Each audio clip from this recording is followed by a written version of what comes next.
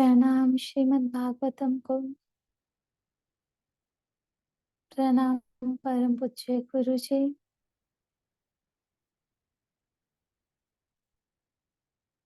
ओम श्री चिन्मय सद्गुरुवे नमः। Love you मां।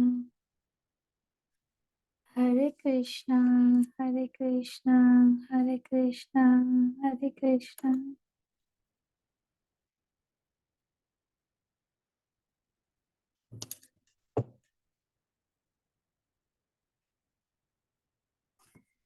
चलिए आज हम द्वितीय स्कंद आरंभ करते हैं। आप सब में से जो चाहे इसे अपने मित्रजनों से, सगे संबंधियों से शेयर कर सकते हैं ताकि वो भी कृष्ण महिमा सुने और इसमें आनंदित रहें। उनके जीवन में भी ऐसे ही बदलाव आए जैसे हमारे जीवन में आ रहे हैं।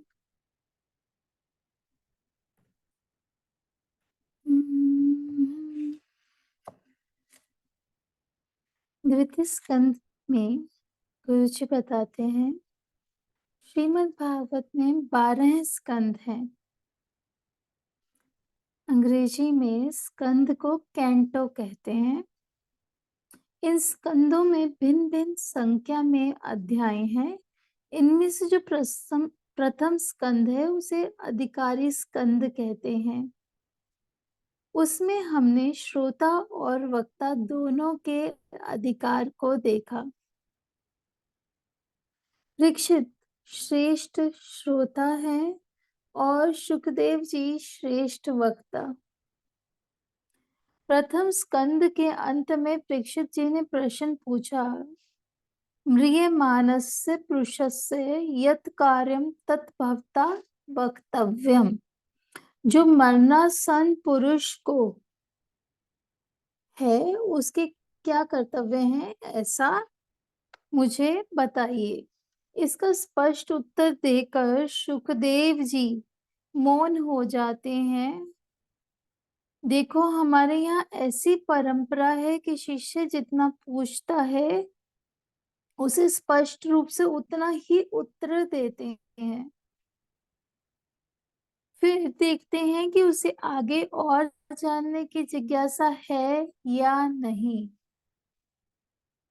यदि वह आगे कुछ और नहीं पूछता है तो गुरु भी चुप हो जाते हैं, क्योंकि उसे और अधिक जानने की जिज्ञासा नहीं है। लेकिन यहाँ परीक्षित जी और भी कई प्रश्न पूछते हैं, अतः सुखदेव जी को और अधिक बताने का निमित्त प्राप्त हो जाता है। तो हमें भी सीखना चाहिए कि हमें जिज्ञासु बनना है, पर गुरु इतना समझते हैं कि व्यर्थ के प्रश्न नहीं पूछना है। जो वास्तव में हमारे मनन अध्ययन के पश्चात जिज्ञासा हो वही गुरु से पूछना चाहिए। अब ये दूसरा स्कंद साधन स्कंद है। प्रथम स्कंद था, फर्स्ट कैंटो था अधिकारी स्कंद। अब ये दूसरा कैंटो है, सेकंड कैंटो साधन स्कंद। इसमें हम पहले ये देखेंगे कि परीक्षित ने प्रश्न का सीधा उत्तर कैसे दिया। परीक्षित के प्रश्न का सीधा उत्तर कैसे दिया गया है।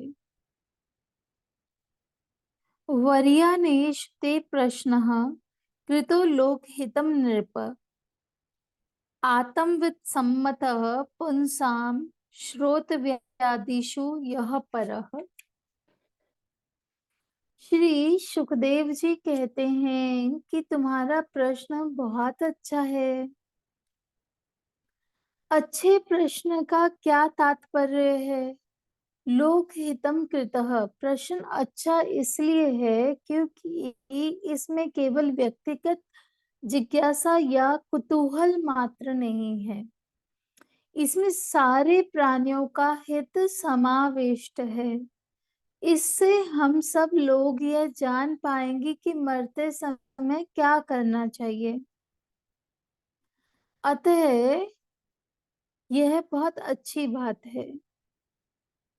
आत्मविद सम्मत, आत्मज्ञानी भी ऐसे प्रश्न को पसंद करते हैं। वैसे जगत में जानने की बहुत सारी चीजें रहती हैं, लेकिन यहाँ कहा जानने योग्य सर्वश्रेष्ठ बात यही है। जो आत्म तत्व को नहीं जानते, उनके लिए घर में, लोक में रहते हुए जानने सुनने की असंख्य चीजें होती हैं, लेकिन इन असंख्य चीजों का कोई विशेष अर्थ नहीं होता। अज्ञानी लोगों का दिन बीत जाता है अर्थोपार्जन में, रात निद्रा तथा कामोपभोग में। अज्ञानी लोगों का समय इस प्रकार बीत जाता है, परंतु ज्ञानी पुरुषों का समय ज्ञान चर्चा में व्यतीत होता है। काव्य शास्त्र विनोदेन कालो गच्छति धीमताम्, व्यसनेन तु मूर्खानाम निद्रया क्लेहेन वा। ऐसा बताया है भर्तृहरि सुभाषित माला में। अज्ञानी लोगों का समय ताश खेलने में, किसी व्यसन में या निद्रा में ही व्यतीत हो जाता है। वे लोग देह गेह में, परिवार में इस प्रकार मस्त हो जाते हैं कि मरण दिखते हुए भी उसे देख नहीं पाते। पश्यन् अपि न पश्यति। कितने ही लोगों को शमशान में पहुंचाकर आए होंगे। कभी कभी तो बूढ़ा पिता अपने जवान बेटे की चिता को अग्नि देकर आता है, फिर भी उसे अपना मरण नहीं दिखता। जग में ये कितनी विचित्र स्थिति है, यहाँ वही बताया गया है जो जगत में देखा जाता है। प्रति क्षण इतने लोग मरते रहते हैं। लोग चिता को अग्नि देकर आते हैं और फिर सोचते हैं कि अब खाएंगे क्या। हम लोग ऐसे ही हैं। किसी के मरने का समाचार मिलता है तो सोचते हैं शमशान जाने के पहले अच्छे से खा लें, वहां कितना समय लगेगा पता नहीं। वैसे बात तो सच है, परंतु यह है मात्र व्यवहारिक दृष्टि। यहाँ कहने का अर्थ इतना ही है कि लोग मरण को, जो कि एक वास्तविक सत्य है, उसे देखते हुए भी नहीं देखते। आगे देखते हैं परीक्षित जी के प्रश्न का उत्तर। तस्माद् भारत सर्वात्मा भगवान ईश्वरो हरि, श्रोतव्य कीर्तिव्यश्च समर्तव्य समर्तव्य च श्रेष्ठताभ्याम अभयम। इसलिए हे परीक्षित, यदि अभय अवस्था को प्राप्त करना है तो जो सर्वात्मा भगवान ईश्वर हैं, जिनको हरि भी कहते हैं, उन भगवान के नाम, रूप, गुण, कथा, लीला आदि का श्रवण करना चाहिए। कीर्तन भी उन्हीं का करना चाहिए, स्मरण भी उन्हीं का करना चाहिए। परंतु जैसे हैं, यदि जैसे हैं वैसे ही पड़े रहना हो, तब तो कुछ भी करने की जरूरत नहीं है, पड़े रहते हैं। परंतु यदि जीवन को चेंज करना है, बदलाव लाना है, तो ये सब अति आवश्यक है। मूर्खतापूर्ण जीवन जीते रहें तो दुख बना ही रहेगा, लेकिन अभय की प्राप्ति करनी हो, पूर्ण आनंद प्राप्त करना हो, तब तो भगवान का ही श्रवण कीर्तन स्मरण करते रहना चाहिए। एतावान सांख्य योगाभ्याम सर्वधर्म परिनिष्ठया जन्म लाभ पर पुंसामन्ते नारायण समृद्धि। इस विषय में गुरुजी बताते हैं हम सब जो ज्ञानार्जन, योग, सब धर्माचरण आदि करते रहते हैं, उसका सच्चा लाभ क्या है? उसका रहस्य किसमें छिपा हुआ है? बोले। जीवन का सबसे बड़ा लाभ इसी में है कि मरण के समय भगवान का स्मरण बना रहे।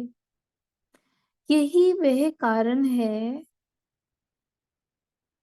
कि जब जटायु का अंत समय आया और भगवान ने कहा कि तुम देह धारण किए रहो, तो वे बोले कि महाराज, अंत काल में जिनका नाम का स्मरण मात्र हो जाने से मुक्ति मिल जाती है, वे स्वयं साकार रूप में मेरे सामने उपस्थित हैं,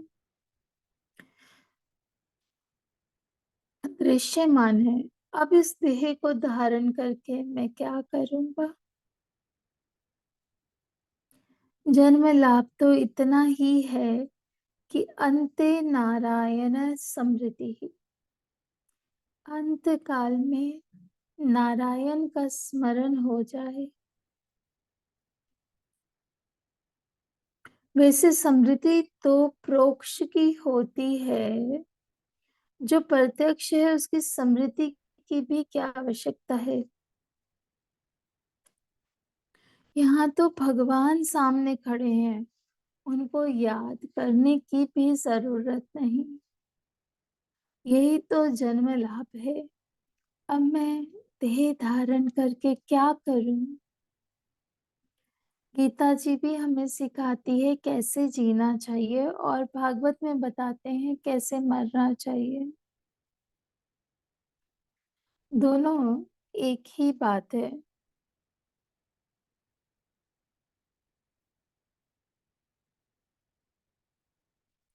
क्योंकि स्मरण उसी का होता है जिसका पहले श्रवण द्वारा ग्रहण किया गया होगा। जिसका पहले कभी ग्रहण ना हो हुआ हो, उसका स्मरण नहीं होता। दिन रात हम जिसे ग्रहण करेंगे उसी का स्मरण होता रहेगा। अतः मृत्यु के समय हमें क्या स्मरण होता है, वो इसी बात पे निर्भर करता है कि हम पूरा जीवन कैसे व्यतीत करते हैं। तो जीवन हमारे हाथ में है, हम इसे निश्चित कर सकते हैं कि कैसे व्यतीत करना है। हमारा मरण इस समय का स्मरण अपने आप से निश्चित हो जाएगा।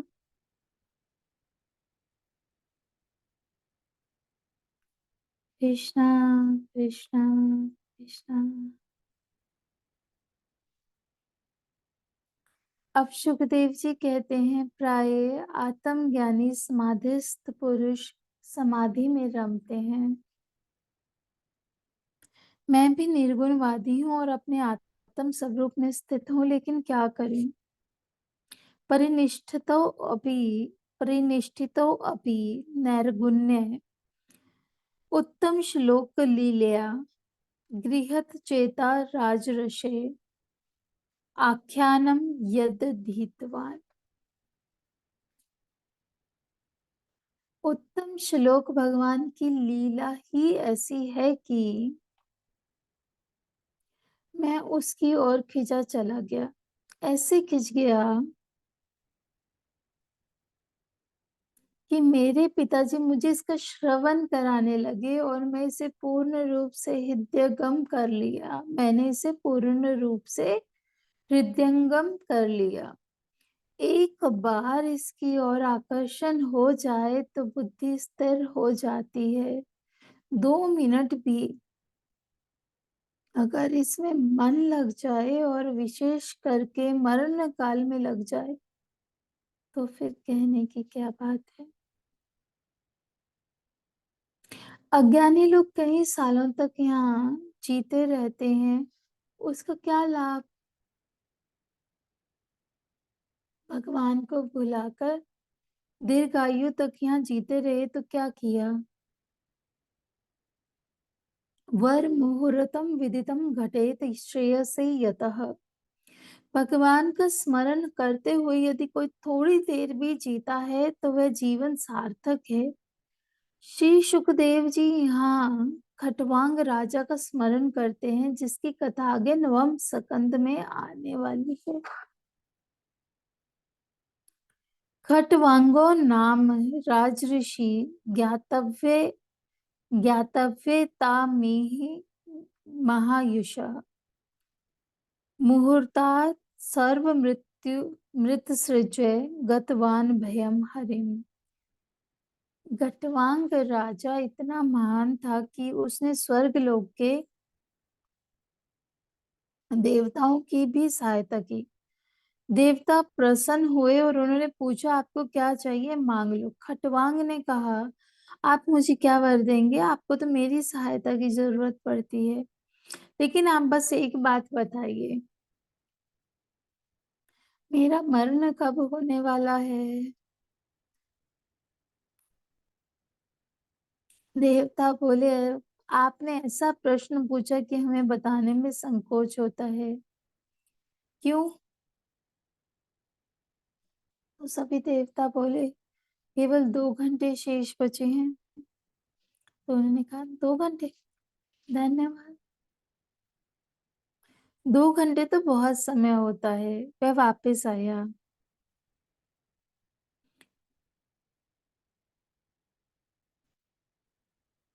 वापस आकर सर्व त्याग के द्वारा मुक्त हो गया।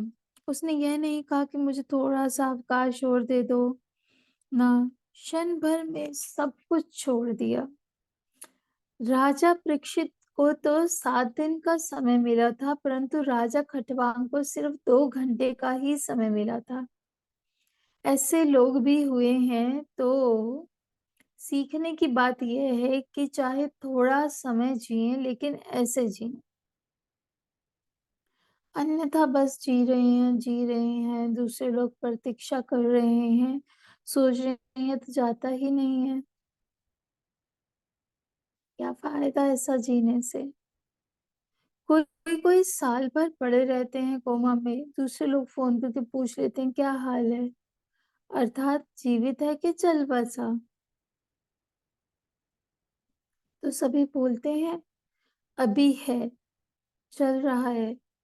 ऐसी विचित्र स्थिति है। आगे बहुत ही सुंदर विराट रूप का ध्यान बताया गया है, जिसे हम कल अच्छे से विस्तार में देखते हैं। तब तक के लिए श्री कृष्ण में रमन करते रहें। कृष्ण रूपी आप सबको बहुत बहुत प्रणाम।